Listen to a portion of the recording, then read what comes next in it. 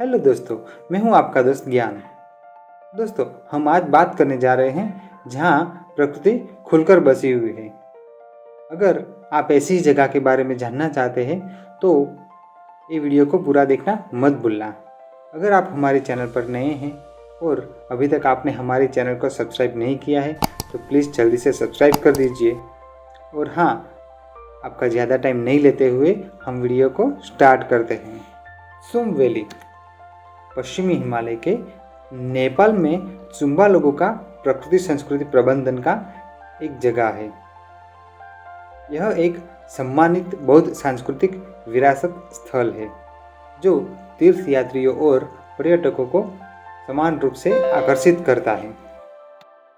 सुम घाटी पश्चिमी नेपाल के गोरखा जिले में 2000 से 3500 मीटर ऊंचाई पर बसा हुआ है। घाटी मनासलुक संरक्षण क्षेत्र के अधिकार क्षेत्र में स्थित है, जिसे 1998 में स्थापित किया गया था। मनासलुक संरक्षण क्षेत्र नेपाल में एक संरक्षित क्षेत्र है। यह गोरखा जिले में हिमालय की मंसिरी हिमाल श्रृंखला में 1663 किलोमीटर का कवर करता है। इस क्षेत्र में पहाड़, ग्लेशियर और जलधाराएं शामिल हैं। यहाँ की ऊंचाई की बात करें तो यह क्षेत्र 1400 मीटर से लगभग 8000 मीटर तक है। घाटी में 33 गांव है, जिनमें 529 घर है और जनसंख्या देखने जाए तो 1810 से अधिक है। घाटी का निचला हिस्सा ढलाधार होने के कारण यहाँ पर वसवाट कम होता है। यह क्षेत्र में हिम तेंदुए, कस्तूरी मृग और हिमालयी तहर सहित स्तनधारियों की 33 प्रजातियां रहती है। यहाँ पक्षियों की 110 से अधिक प्रजातियां हैं। सरीसृपों की बात करें तो यहाँ पर 3 प्रजातियां हैं और फूल और पौधे की बात करें तो 1500 से 2000 से अधिक प्रजातियां यहाँ पर हैं।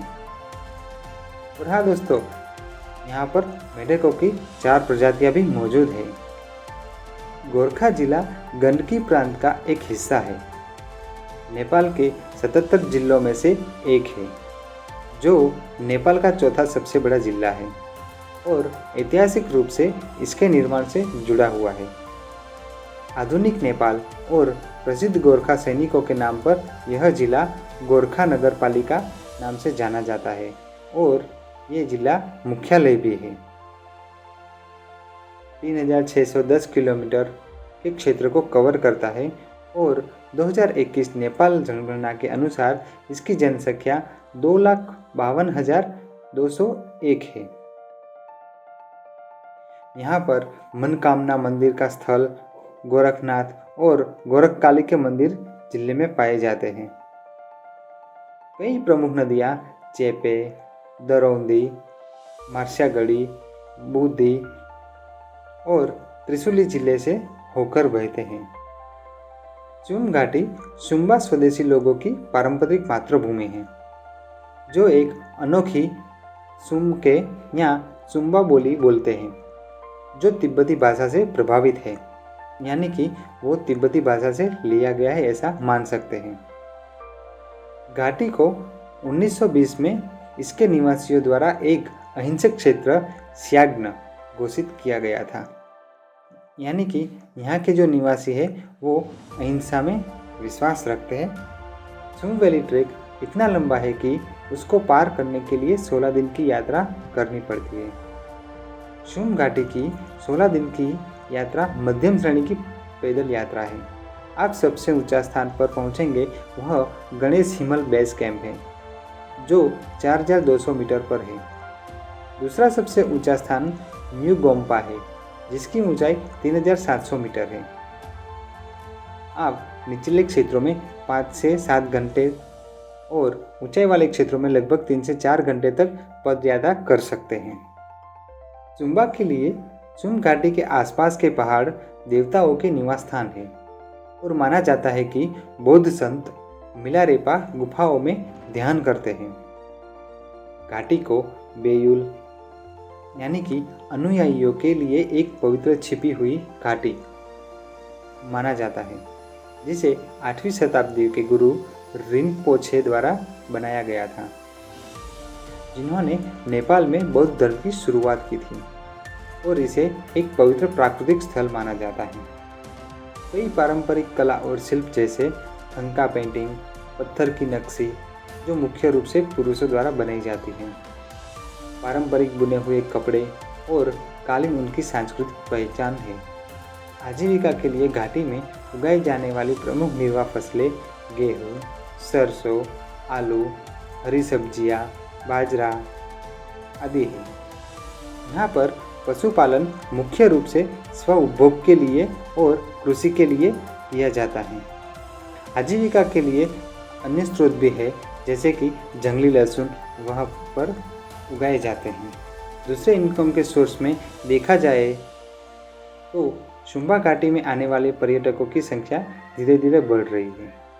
विदेशियों को 2 नेपाली परमिट की आवश्यकता होती है, एक मानसलू संरक्षण क्षेत्र में प्रवेश के लिए और दूसरा शुम घाटी में प्रवेश के लिए। पर्यटन के देखते हुए 40 hotel, lodge, retail shop, trekking एजेंसियां और पर्यटक गाइड शामिल हैं, जो शुम्बा घाटी में मेजबानी करती हैं। हर्बल दवाओं के उपयोग के बारे में ज्ञान और ज्ञान के साथ आमची के नाम से जाने जाने वाले पारंपरिक डॉक्टर भी अपर्याप्त स्वास्थ्य बुनियादी सेवाओं को देखते हुए शुम्बा के जीवन में महत्वपूर्ण भूमिका निभाते हैं।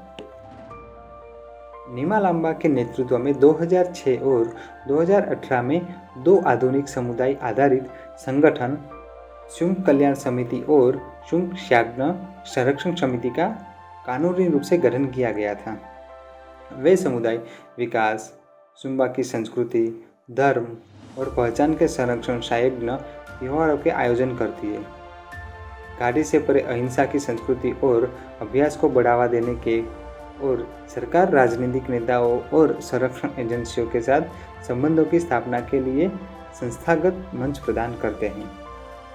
यहाँ पर एक चिंताजनक बात करें तो शिक्षा और नौकरी के अवसरों के लिए यहाँ के लोग शहरों की ओर तेजी से पलायन कर रहे हैं, खासकर युवा पीढ़ी।